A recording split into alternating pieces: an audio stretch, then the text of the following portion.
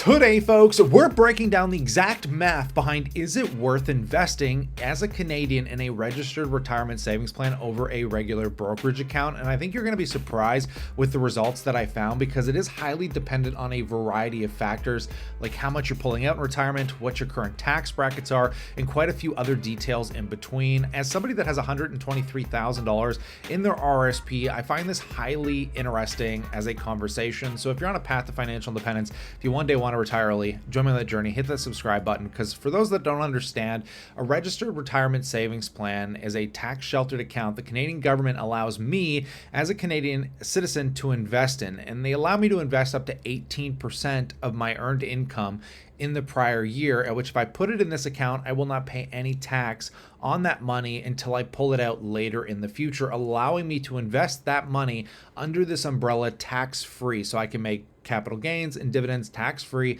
in perpetuity, at least until I pull it out, at which I will be taxed at my regular income tax rate, whatever my bracket is, on that income that I pull out.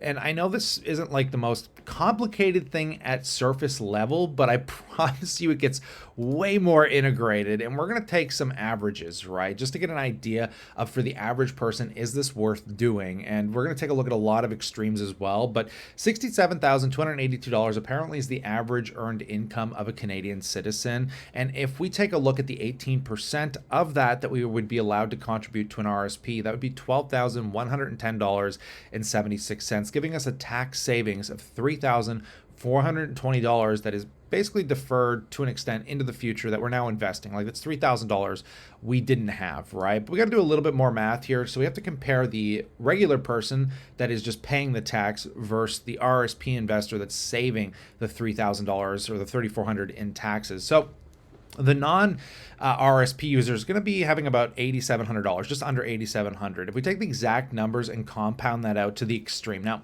most people will never experience these extremes. Like, these are incredible, a lot of diligence. There's very few people. I think the average amount of capital somebody has in an RSP at retirement is anywhere from 100 to 300,000. That is apparently the norm, but we're taking the absolute extreme from the time, let's say you were 20 years old and you've invested all the way up till 65. That's 45 years of investing at a 10% average rate of return. And every single year you're making the exact amount of money, putting the same amount aside. And you're going to see that compounded out, if you were not utilizing an RRSP, you'd have $6.8 million versus the RRSP investor that would have $9.5 million. And in your mind, you might think, okay, well, obviously it might seem better to have put all that money in the RRSP because we're talking about a difference of almost a few $1,000,000. However, we have to talk about the withdrawal rate, because this is where things get hyper confusing, because the difference here is this person investing this in a regular brokerage account, if we're just looking at capital gains, they're not going to pay the full amount of tax on the capital gains if they were to sell off the entire 6.8 million. And this is going to get confusing, but I'm going to break this down a bit more sensibly through Wealth Simple's tax calculator, because the first thing we have to understand is on that $6 million, we're not going to be paying the tax on basically whatever the contributed amount was, only the capital gain. So we can presume if you're taking $8,690 and 0.76 cents, timesing that by the 45 years that you're contributing it, or basically cost averaging into whatever you're buying, like an S&P, a Berkshire Hathaway, something that doesn't pay a dividend, just keep the math clean. That means you would have invested $391,000 over that 45 years. So that's just money that you invested, right? That doesn't get added to the actual capital gain itself. So we have to take a look and minus that from the money we made, which brings us to a total amount of $6.481 million. That's what we're going to be paying tax on.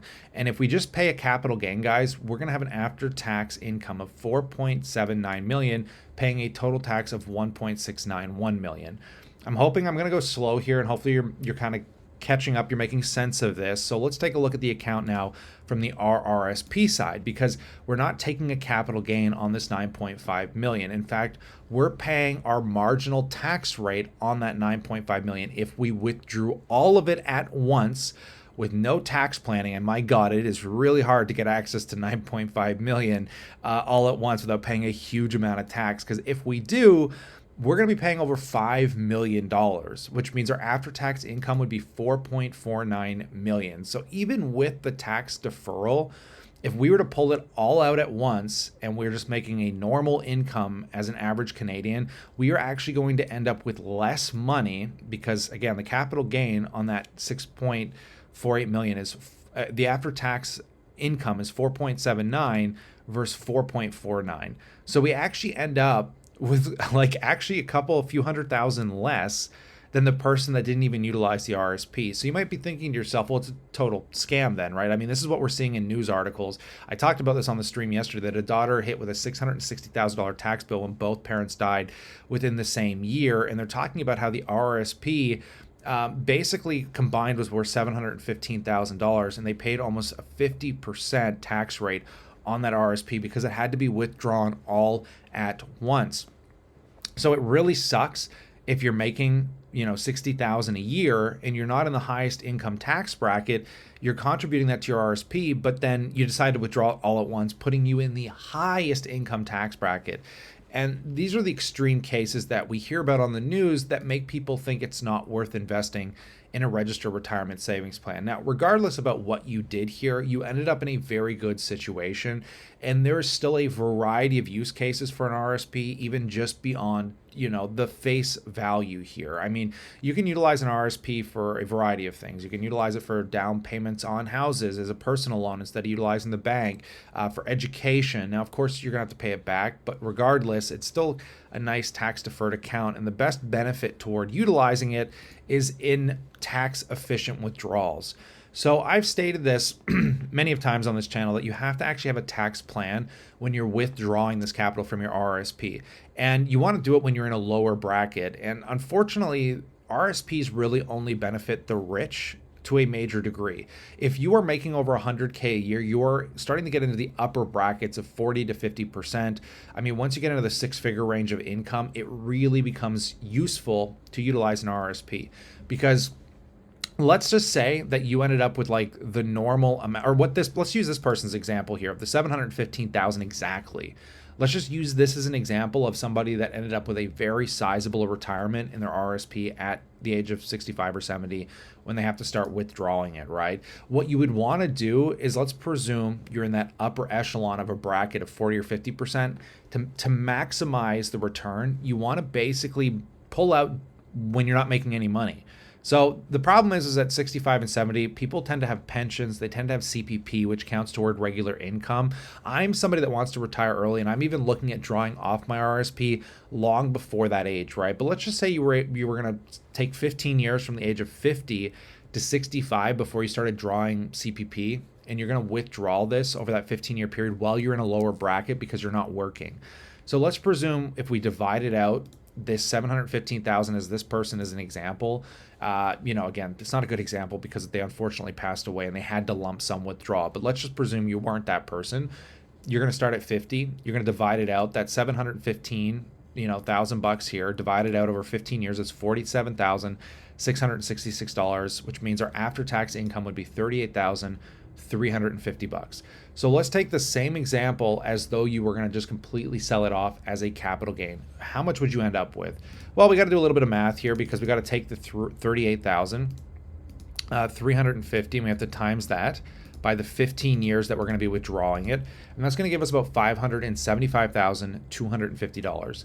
Comparably, that 715 just immediately taken out as a capital gain, you would have an after-tax income of $567,000. So slightly less. Comparably, it doesn't seem to make all that much of a difference, does it? You almost end up in a very similar situation regardless. So you could kind of start thinking to yourself, yeah, okay, so if the benefit isn't like all that extreme, then what's really the point of it? I think you have to take into consideration you could also get matches at your job, which is an immediate return if you're going to get RSP matches.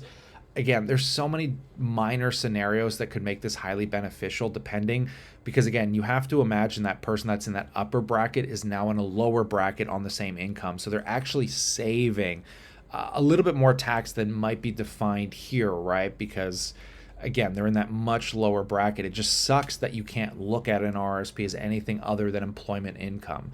So regardless, how you look at this, guys, you do end up in a fairly similar circumstance, right? Like you just want to be as tax efficient as possible, because yes, if you go from a medium bracket to the upper echelons of brackets by withdrawing it all at once, you could completely screw yourself and end up paying way more money than you would otherwise. But you can, with good tax planning, you could end up in a slightly better situation.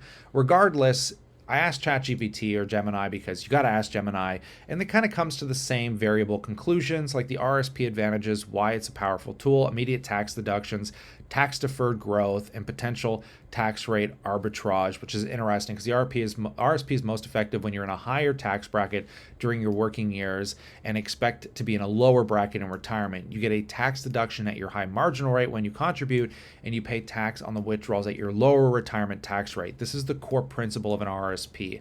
This is what you need to be thinking about if you're looking to absolutely maximize, your tax advantaged growth. But again, in the extreme examples, it just doesn't make sense. And obviously, there's specific programs that we could discuss, like the Homes Buyer Plan, the Learning Plan, at which you could borrow this money as a tax, a tax-free loan. You do have to pay it back if you're utilizing it for a property or, an education.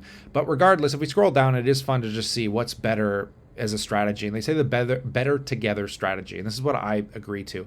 If you're in a low income bracket, a TFSA might be a better starting point. Contributions are not tax deductible, but all withdrawals, including growth, are completely tax free. This is ideal for short and long-term goals. RRSP, once you are in a higher income bracket, you have a clear retirement goal, or if you've maxed out your TFSA, the RRSP is the next priority. The tax deductions and tax deferred growth make it a highly effective vehicle for building a retirement nest egg. And then a regular brokerage account. After you've maxed out your TFSA and your RRSP, or if you have specific goals that require access to the funds before retirement and don't qualify for the HBP or LLP, a non-registered registered account is your next best step. In conclusion, for a Canadian focus on retirement, an RSP is almost always a superior choice to a regular brokerage account due to the significant tax benefits.